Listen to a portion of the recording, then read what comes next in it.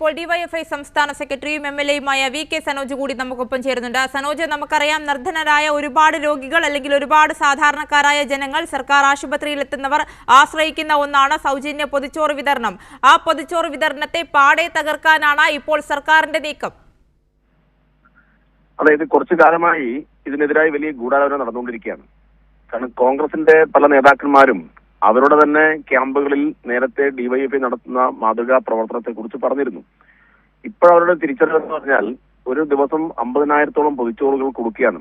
അപ്പൊ അത്രയും വീടുകളിൽ നിന്ന് ഈ പൊതിച്ചോർ ശേഖരിക്കുന്നതും ഈ പൊതിച്ചോർ അത് ഉപകാരപ്പെടുന്നതുമെല്ലാമായിട്ടുള്ള ഒരു വലിയ വിഭാഗം ജനങ്ങളുണ്ട്. അപ്പൊ അവരുടെ എല്ലാം പിന്തുണ, അവരെല്ലാം ഡിവൈഎഫ്ഐയെ കുറിച്ച് നല്ലത് പറയുന്നു എന്നൊരു ആശങ്ക പുറത്ത് എടുക്കുന്ന ചില തീരുമാനങ്ങളാണ്. ഇത്തരം തീരുമാനങ്ങൾ ആർക്കാണ് ഗുണം ചെയ്യുക, ആർക്കാണ് ഇതുകൊണ്ട് ദോഷമുണ്ടാവുക എന്നത് നല്ലതുപോലെ ഭരിക്കുന്നവർ ആലോചിക്കണം. കാരണം ഡിവൈഎഫ്ഐ നടത്തുന്ന ഈ മാതൃകാ പദ്ധതി ലോകത്തിലെ വിവിധ മാധ്യമങ്ങൾ റിപ്പോർട്ട് ചെയ്തൊരു ഒരു പദ്ധതിയാണ്. അതായത് സമാനതകളില്ലാത്ത ഒരു പ്രവർത്തനമാണ്.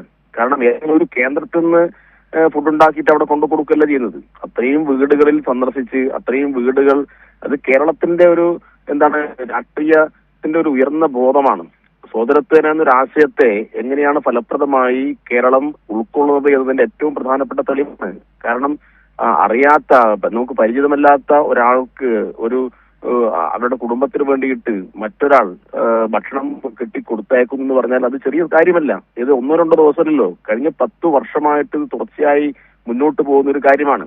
അപ്പൊ ഇത് ഡിവൈഎഫ്ഐക്ക് നേരെ ഇത്തരം കാര്യങ്ങളിൽ ഇടപെടൽ നടത്തിയിട്ട് ഡിവൈഎഫ്ഐയെ തകർക്കാൻ വേണ്ടി നോക്കുന്നതിന്റെ കൂടി ഭാഗമാണിത്. അതുകൊണ്ടാണ് സുധാകരൻ ഉൾപ്പെടെയുള്ള ആളുകൾ ഇത്തരം പ്രസ്താവനകളായിട്ട് നേരത്തെ രംഗത്ത് വന്നത്.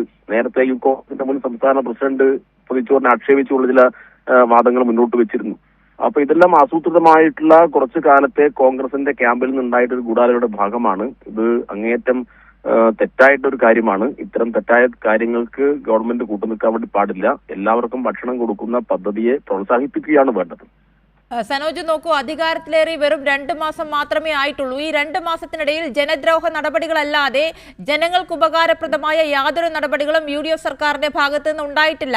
അതിലേറ്റവും ഒടുവിലത്തേതാണ് ഈ നടപടി. എന്ത് സന്ദേശമാണ് ഇതിലൂടെ സർക്കാർ ജനങ്ങൾക്ക് നൽകുന്നത് എന്നതാണ് ഏറ്റവും വലിയ ചോദ്യം. അതായത് നമുക്ക് ഗവൺമെന്റ്, പ്രത്യേകിച്ച് ഇതിന് നേതൃത്വം കൊടുക്കുന്ന മുഖ്യമന്ത്രി തന്നെ അങ്ങേയറ്റം താർക്കിക യുക്തിയോടുകൂടി കാര്യങ്ങൾ അവതരിപ്പിക്കുക, തർക്കിച്ച് ജയിക്കാൻ വേണ്ടി നോക്കുക, അങ്ങനെയൊക്കെയുള്ള നിലയിലേക്കാണ് അദ്ദേഹം പോയിക്കൊണ്ടിരിക്കുന്നത്. ഇപ്പൊ കഴിഞ്ഞ ദിവസം ടാറ്റ ഈ കേരളത്തിൽ വലിയ നിലയിൽ കോടികൾ പണം മുടക്കിയിട്ട് വലിയ പദ്ധതി കൊണ്ടുവരാൻ വേണ്ടി പോകുന്നു എന്നുള്ള ഒരു പ്രസ്താവന മുഖ്യമന്ത്രി നേരിട്ട് പറയുകയാണ്. അപ്പോ ടാറ്റയുടെ ആളുകൾ പറഞ്ഞു, അയ്യോ ഞങ്ങൾ അങ്ങനെ പറഞ്ഞിട്ടേ ഇല്ല എന്നാണ്. അപ്പൊ പച്ചക്കള്ളം പറയാൻ ഒരു മടിയുമില്ലാത്ത ഒരാളായിട്ട് കേരളത്തിന്റെ മുഖ്യമന്ത്രി മാറുന്നു. കേരളത്തിൽ ഇപ്പൊ അത്യന്തം ഗൗരവമായി ഇടപെടേണ്ട നിരവധി പ്രശ്നങ്ങളുണ്ട്. ഇപ്പം കറണ്ട് കട്ട്, ഇപ്പം പവർ കട്ട്, കഴിഞ്ഞ 10 വർഷമായി പവർ കട്ട് ഉണ്ടായിരുന്നില്ല. ഇപ്പൊ ലോകകപ്പിന്റെ ഈ വേളയിൽ പോലും പവർ കട്ട് ഏർപ്പെടുത്തിയിട്ട് വലിയ ബുദ്ധിമുട്ട് ജനങ്ങൾക്ക് ഉണ്ടാക്കുന്നു. യഥാർത്ഥത്തിൽ ഹ്രസ്വകാല ദീർഘകാല വായ്പകൾ മറ്റു സംസ്ഥാനങ്ങളിൽ നിന്ന് കറണ്ട് വായ്പ വാങ്ങിയിട്ട് ഈ പ്രശ്നം പരിഹരിച്ച അനുഭവമാണ് കഴിഞ്ഞ 10 വർഷക്കാലം ഉള്ളത്. 2017 ഇതുപോലെയുള്ള സമാന സംഭവം ഉണ്ടായിരുന്നു. അപ്പോൾ ഇത്തരം കാര്യങ്ങൾക്ക് പിന്നാലെ പോയി ചർച്ച നടത്തി ഈ പ്രശ്നങ്ങൾ പരിഹരിക്കുന്നതിന് പകരം ജനങ്ങൾക്ക് ഉപകാരപ്രദമായിട്ടൊരു കാര്യത്തെ എങ്ങനെയാണ് അത് തെറ്റായ നിലയിലേക്ക് കൊണ്ടുപോകാൻ വേണ്ടി കഴിയുക എന്നതാണ് ഇപ്പം പൊതിച്ചോറിന്റെ വിഷയം ഉൾപ്പെടെ നടത്തുന്നത്. അപ്പൊ ഈ ഗവൺമെന്റ് ഇത്തരം കാര്യങ്ങൾ തീരുമാനമെടുക്കുമ്പോൾ നല്ലതുപോലെ ആലോചിക്കണം. ജനങ്ങൾക്ക് ബുദ്ധിമുട്ടുണ്ടാക്കുന്ന തീരുമാനത്തിന്റെ പിന്നാലെ ഗവൺമെന്റ് പോകാൻ പാടില്ല. രാഷ്ട്രീയം പലതരത്തിലും ഉണ്ടാകും. പക്ഷേ രാഷ്ട്രീയത്തിന്റെ എല്ലാം ഭാഗമായി പല അഭിപ്രായ വ്യത്യാസങ്ങളൊക്കെ ഉണ്ടാവാം. പക്ഷെ ജനങ്ങളാകെ ഏറ്റെടുത്ത ഒരു പദ്ധതിക്കെതിരായിട്ട് ഇങ്ങനെ വരുമ്പോൾ ഗവൺമെന്റ് ആലോചിക്കുന്നത്, ഗവൺമെന്റ് മുമ്പിൽ പരിഹരിക്കേണ്ടതായിട്ടുള്ള നിരവധി പ്രശ്നങ്ങളുണ്ട്. ആ പ്രശ്നങ്ങൾ പരിഹരിക്കുകയാണ് ആദ്യം ചെയ്യേണ്ടത്.